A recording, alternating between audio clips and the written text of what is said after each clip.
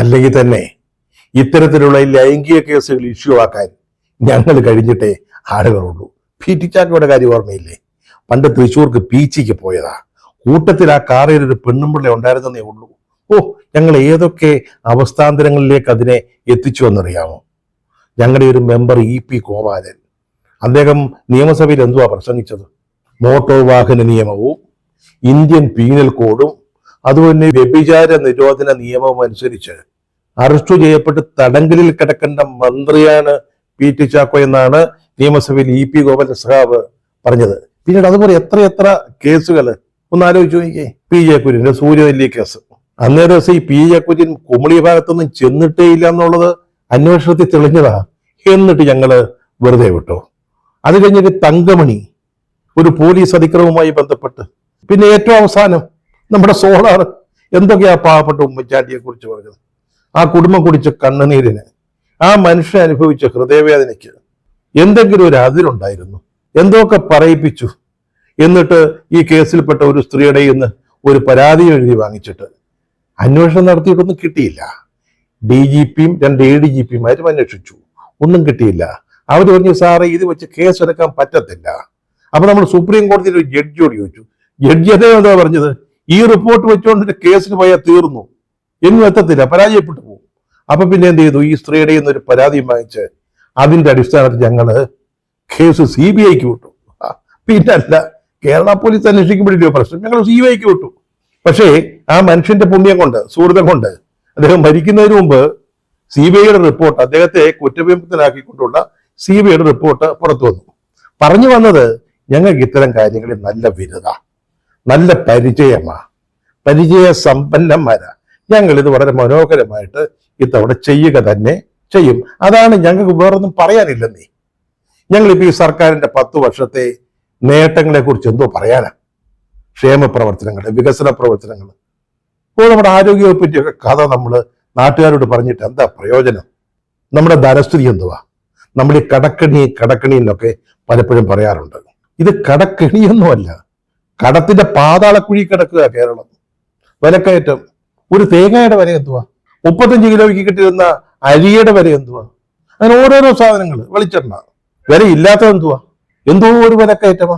വ്യവസായ വകുപ്പ് അങ്ങ് വളർന്ന് എന്നിട്ടായി എന്നാ പറയുന്നത്. നമ്മളൊന്നും കാണുന്നില്ല. തൊഴിലില്ലായ്മ അതിരൂക്ഷമായിട്ട് തുടർന്നുകൊണ്ടിരിക്കുക. അങ്ങനത്തെ ഒത്തിരി പ്രശ്നങ്ങളുണ്ട്. അതൊന്നും പറഞ്ഞുകൊണ്ട് എന്ന വോട്ട് കിട്ടത്തില്ല. മനസ്സിലായില്ലേ?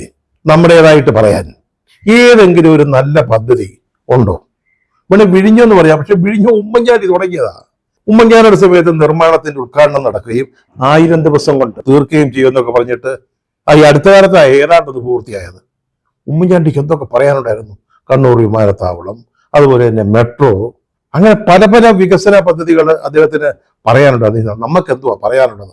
അതുകൊണ്ട് ഈ മാനിഫെസ്റ്റോയും കൊണ്ട് 10 കൊല്ലത്തെ അനുഭവം കിടക്കുമ്പം അടുത്ത 5 വർഷം കൊണ്ട് ഞങ്ങൾ അത് ചെയ്യും ഇത് ചെയ്യും എന്നൊക്കെ പറഞ്ഞ് കുറെ വാഗ്ദാനങ്ങൾ നൽകിയിട്ട് ഒരു പ്രയോജനം ഉണ്ടാകത്തില്ല.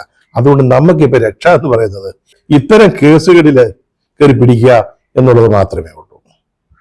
നമ്മുടെ ജില്ലാ സെക്രട്ടറി ആണല്ലോ ഷാബിക്കെതിരായിട്ട് ഈ അധിക്ഷേപം ഉന്നയിച്ചിരിക്കുന്നത്. അപ്പൊ അത് കേട്ടപ്പോൾ ചിലരൊക്കെ പറയാ, പണ്ടൊക്കെ പാർട്ടിയുടെ ജില്ലാ സെക്രട്ടറി എന്നൊക്കെ പറഞ്ഞാൽ ഒരു പദവിയായിരുന്നു, എല്ലാവരും അംഗീകരിക്കുന്ന ഒന്നായിരുന്നു. ആ സ്ഥാനത്തൊക്കെ ഇരിക്കുന്നവര് ഇതുപോലുള്ള മോശത്തരം കാണിക്കാമോ എന്നൊക്കെ ചിന്തിക്കുന്ന ചിലരുണ്ട്. അവരൊക്കെ ഒരു പഴയ സ്കൂളാ. ഇപ്പോഴത്തെ വൈബുമായിട്ട് അവരങ്ങോട്ട് ഒത്തുപോകത്തില്ല. മാത്രമല്ല, ഇത് നമ്മൾ പാർട്ടി പരിപാടിയായിട്ട് അംഗീകരിച്ചിരിക്കുക. അതായത് കിട്ടുന്നിടത്തോളം കോൺഗ്രസ് ലീഗ് നേതാക്കൾക്കെതിരെ കിട്ടുന്നിടത്തോളം ആക്ഷേപങ്ങൾ ഉന്നയിക്കുക, അവരെയൊക്കെ നാറ്റിക്കുക. സന്ദേശ സിനിമയിൽ ശങ്കരാടി പറഞ്ഞതല്ലേ, സെയിം സാധനമാ. കിട്ടുന്നവരെ തേജോവധം ചെയ്തേക്കുക. അതൊരു പാർട്ടി പരിപാടിയായി അംഗീകരിച്ച സാഹചര്യത്തിൽ അത് പാർട്ടി നേതാക്കന്മാരല്ലയോ നടപ്പാക്കേണ്ടത്?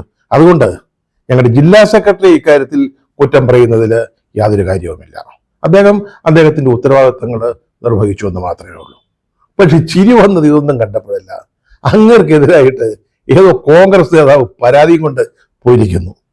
അതായത് ഈ എറണാകുളത്തിലെ MLA ഒരു വനിതാ നേതാവിനെയും ചേർത്ത് ചില കഥകളൊക്കെ വന്നപ്പോൾ കേസ് കൊടുത്തല്ലോ. അവര് കേസ് കൊടുത്തപ്പം ഉടനല്ലേ നടപടികൾ ഉണ്ടായത്. മിനിറ്റുകളുടെ താമസം പോലും ഉണ്ടായില്ലല്ലോ. കേസെടുക്കുന്നു, ഒരു യൂട്യൂബറായ KM ഷാജഹാനെ അറസ്റ്റ് ചെയ്യുന്നു. അതൊക്കെ എത്ര പെട്ടെന്നാണ് നടന്നത്. ഞങ്ങളുടെ നേതാക്കൾക്കെതിരായിട്ടൊരു പരാതി കൊടുത്താൽ ഇതുപോലൊക്കെ സംഭവിക്കുമെന്ന് നിങ്ങൾ കരുതിപ്പോയല്ലോ. ഇതൊക്കെ ഒരു അത്യാഗ്രഹമാകട്ടോ.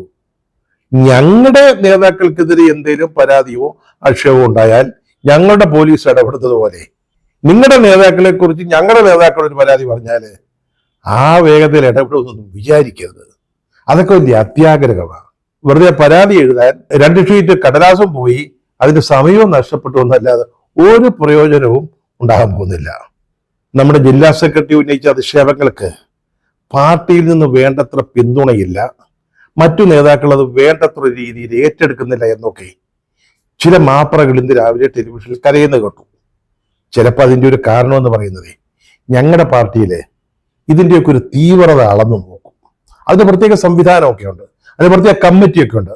നമ്മുടെ AK ബാലസഖാവൊക്കെയാ അതിനകത്തെ ആൾക്കാർ, നമ്മുടെ ശ്രീമതി ടീച്ചർ, അവരിതൊക്കെ ഒന്ന് അളന്നു നോക്കും. അപ്പം തീവ്രത കുറഞ്ഞ കേസുകളിൽ ഞങ്ങൾക്ക് അത്ര താല്പര്യമില്ല. നല്ല തീവ്രമായിരിക്കണം, എങ്കിലേ ഏറ്റെടുക്കൂ. ഒരുപക്ഷെ ഈ ആരെയും കണ്ടാക്കൊള്ളാവുന്ന ആളുകളെ കാണുമ്പോഴേ ബാംഗ്ലൂർക്ക് പോരുന്ന ഒരു ട്രിപ്പ് അടിക്കാം എന്ന് പറയുന്നത് ഒരു തീവ്രത കുറഞ്ഞ കേസായതുകൊണ്ടാണോ ഒരു വിഭാഗം ആളുകൾ അല്പം അകന്നു നിൽക്കുന്നത് എന്നൊരു സംശയമുണ്ട്. പക്ഷേ ഈ ടൈമിംഗ് കൂടെ നോക്കണം. ഓരോ ആക്ഷേപങ്ങളും ആരോപണങ്ങളും ഉണ്ടാക്കുന്ന ടൈമിങ്. നമ്മളിപ്പോൾ തെരഞ്ഞെടുപ്പ് അടുത്ത് വരിക, അതിന് മുന്നോടിയായിട്ടുള്ള കാര്യങ്ങളാണ് നടന്നുകൊണ്ടിരിക്കുന്നത്. ഷാഫിയെ പൂട്ടുക, ഷാഫിയെ നിർവീര്യനാക്കുക, അതുപോലെയൊക്കെയുള്ള കാര്യങ്ങളാണ് നമ്മുടെ ഉന്നം അഥവാ ലക്ഷ്യം. അപ്പോൾ അതിന്റെ തീവ്രത കുറവോ തീവ്രത കൂടുതലോ ഒന്നും നോക്കിയിട്ട് കാര്യമില്ല. ഒന്നിച്ച് നിൽക്കുകയാണ് വേണ്ടത്. നമ്മുടെ ലക്ഷ്യം എന്താണെന്ന് മനസ്സിലാക്കിക്കൊണ്ട് ഒന്നിച്ച് നിൽക്കണം, മിന്നിക്കണം. ലാൽ സലാം.